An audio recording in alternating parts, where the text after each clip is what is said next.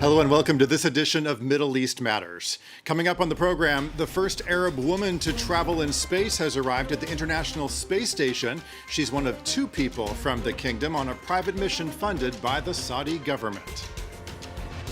Turkey braces for a crucial runoff election as President Recep Tayyip Erdogan attempts to extend his grip on power. We'll tell you what his main opponent is doing to win support in the run-up. And we'll introduce you to a Jordanian filmmaker who's competing at this year's Cannes Film Festival and the tough issues he's taking on when it comes to the country's inheritance laws. Thanks for tuning in.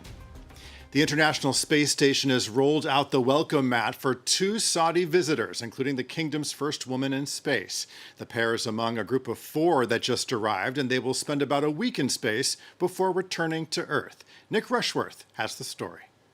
Big smiles from Rayyanah Barnawi. She is now the first female Saudi to go to space. The International Space Station welcomed four visitors after a SpaceX chartered flight arrived at the orbiting lab. Two of them are Saudi nationals Ali Al-Khani and Rayyanah Barnawi. They are now part of a team of astronauts already on board.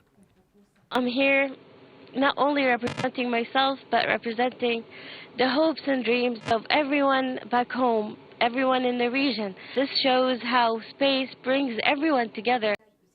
Barnawi will carry out science research.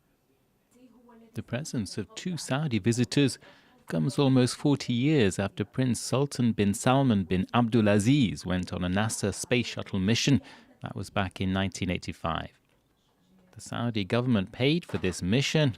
It is the latest move to improve its international image. Saudi Arabia set up a space commission in 2018 and last year created a training program aimed at sending astronauts into space. And liftoff, Falcon 9. Go ahead. 11 people in all are currently on the International Space Station, including Sultan Al Niyadi, who is from the United Arab Emirates. The Dragon hatch opening at 10 a.m. Central Time, and then crew members floating aboard just moments ago. And for more on this, we're joined by Jane Kinninmont. She's the Policy and Impact Director at the European Leadership Network. Thanks so much for being with us here on France 24.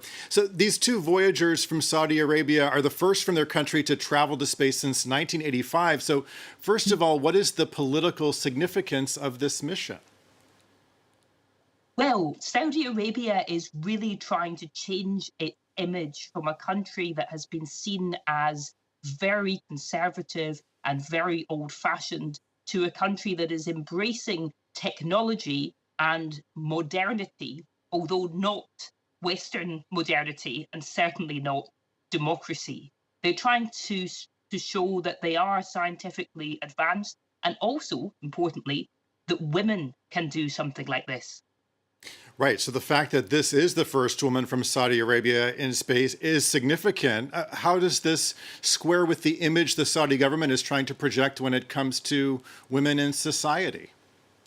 There have been real changes for women in society in Saudi Arabia in the last few years, although, that is coming from a very low base. So it's only a few years ago that women were given the right to drive, the last women in the world to be given the right to drive. And they're really trying to show that things have changed. And it is true, women can do many more things in society as long as they don't have conservative families who want to prevent them doing these things, and as long as they don't want to get into political opposition or human rights types of issues where women who are actively fighting for women's rights can easily get in trouble. But women who are doing things that are state-sanctioned, showing Saudi women in a good light internationally, they are now getting the support of the government. There's also a bit of competition with their neighbours in the UAE. The UAE has been training the first of their own astronauts, and Saudi Arabia has stolen a march on them by getting their first woman astronaut into space first. Talk a little bit more about that rivalry. Why is that such a competition between these wealthy Middle East countries? These are countries that have a lot in common, but they're certainly rivals, and especially they're rivals over business. The UAE has traded for a long time on having an open business environment, and basically Westerners who've wanted to go do business in Saudi have gone to set themselves up in the UAE and be based somewhere where it's more liberal, they're more comfortable, and then go and make some money also in Saudi Arabia. Now Saudi Arabia is opening up. You know, they want to be the centre, essentially. So there's a bit of a contest there. There's a bit of personal rivalry between the crown princes of the two countries. It's not unlike, you know, rivalries anywhere else like we might have in Europe, but it's really significant for the Middle East because sometimes that rivalry can fuel tensions and conflict in the wider region, where the UAE and Saudi Arabia are both very big foreign policy players.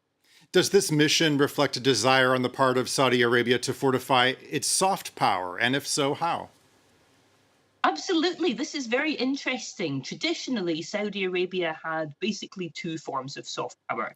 It had its influence over Islam worldwide through the fact that it's the home of Mecca and Medina, and it's the center of a lot of Islamic educational networks. And secondly, it had money. It could deploy that money all over the region in particular to buy influence. Now they're trying to do things that are more complex, more sophisticated, and not necessarily depending on having that religious power. They are still, you know, a major religious center, but they're also trying to show a different kind of soft power.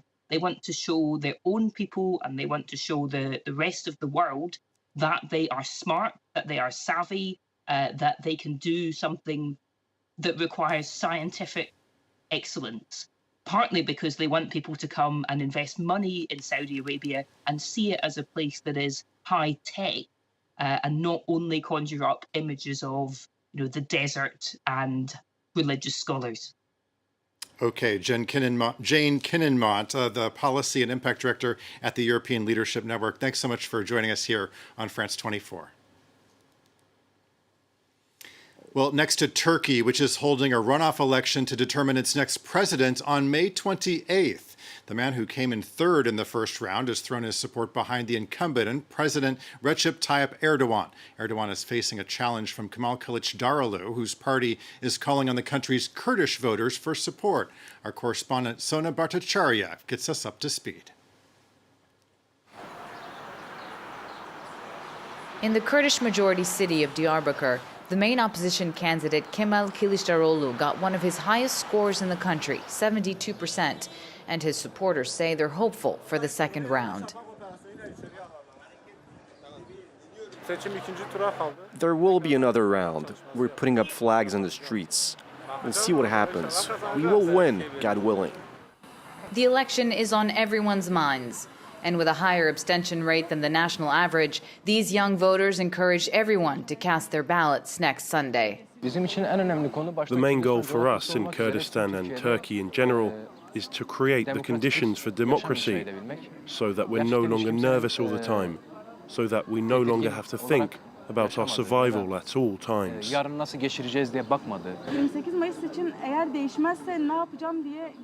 If nothing changes on May 28, I'll be very afraid. Will I have to go out less, speak out less? Maybe it will be even less free than before. This region votes mainly for the pro-Kurdish HDP, whose members recently ran under a different banner in case their party is soon outlawed. They won less seats in parliament than in 2018. Now, this leftist party must call on its supporters to vote for a candidate whose campaign has taken a sharp turn to the right, sending Syrians back to their country, eliminating the threat of terrorism, promises usually made by the ruling party against Kurdish militants. This kind of talk doesn't align with the values of our party. I think it's a campaign strategy. It could have a negative effect on Kurdish voters, but like in the first round, I think they'll obey the instructions of the party. But you know, whether it's Kılıçdaroğlu or someone else, we would support anyone against the president. Erdogan's coalition made gains in Diyarbakir. The ruling AKP formed an alliance with the Kurdish Islamist party, the Hudapar. None of their local representatives agreed to speak to us. And finally, a filmmaker from Jordan is among those competing at the Cannes Film Festival this year. The film tells the story of a woman whose husband suddenly dies, and it's an examination of the fairness of the country's inheritance laws. Here's a look at the film, followed by the director Amjad Al-Rashid talking to our Liana Saleh. أنا اليوم عملت ورقة حصر الإرث وبما إنك ما لقيت العقد أنا وخواتي بيطلع لنا نص البيت ونص البكم. لقيت العقد بس عدنان نسي يوقعه. ماشي بس يعني هيك ما في عقد. أنا مش عم بكذب عليك. وبعدين كيف بتحب أوزع لك البيت؟ روقي لسه ما قررنا إشي، ليش معصبة أنت؟ أنا بس بحاول أشرح لك شو الوضع. Inshallah, a boy was inspired by the story of one of my relatives. She was in a situation similar to that of the film's main character, Nawal.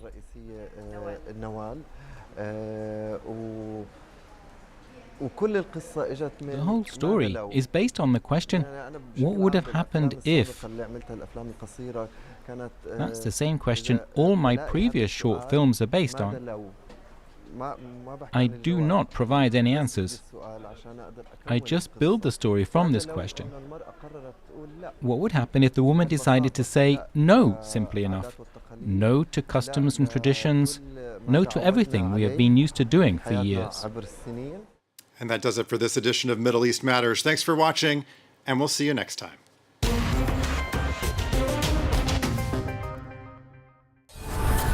The history of our world is ever-changing. The flow of information is constantly increasing. We cover all subjects. We verify.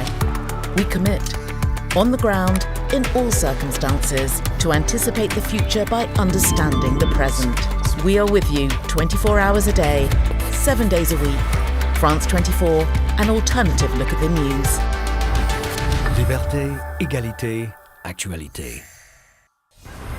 The star-studded Cannes Film Festival is finally here, with names like Natalie Portman and Harrison Ford, Scarlett Johansson, Leonardo DiCaprio and Johnny Depp. Join us every day from the French Riviera for the latest on the film premieres, press conferences, parties and red carpet moments.